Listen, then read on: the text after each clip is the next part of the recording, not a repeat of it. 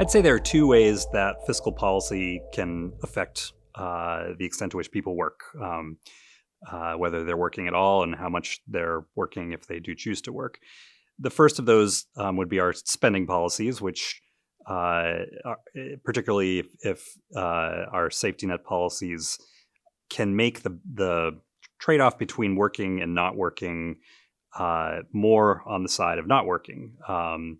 Our safety net isn't lavish by any stretch of the imagination, but people can combine safety net benefits with other forms of assistance that they get from family members and friends, significant others, and depending on what the trade-off is, how much you can make working and how much you can make not working, some people will choose not to work. So if our spending policies are either too generous or they just have these incentives built into them that discourage people from taking or keeping a job, that's one way that labor force participation can be affected by fiscal policy.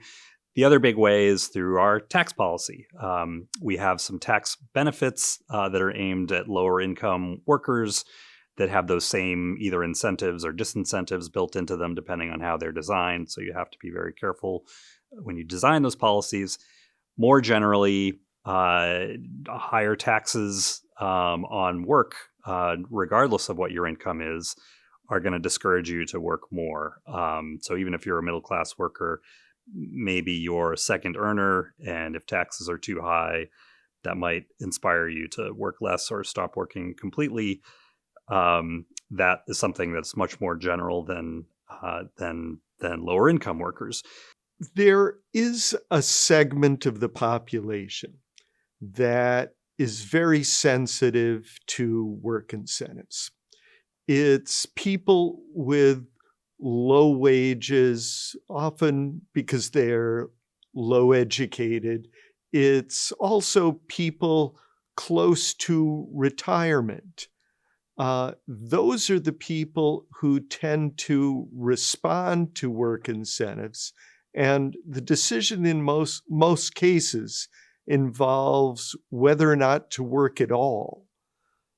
So we saw back in the 1990s when we expanded the earned income tax credit and we reoriented our welfare system to encourage work, there was a 1 to 1.5 million person increase in employment from those changes. That was unprecedented. The employment had been flat for many years prior to those changes.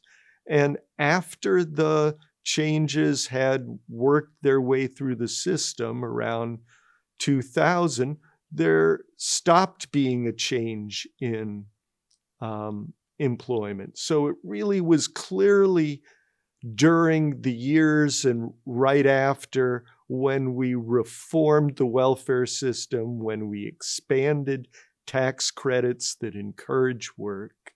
Most people have jobs. They're going to stay in those jobs.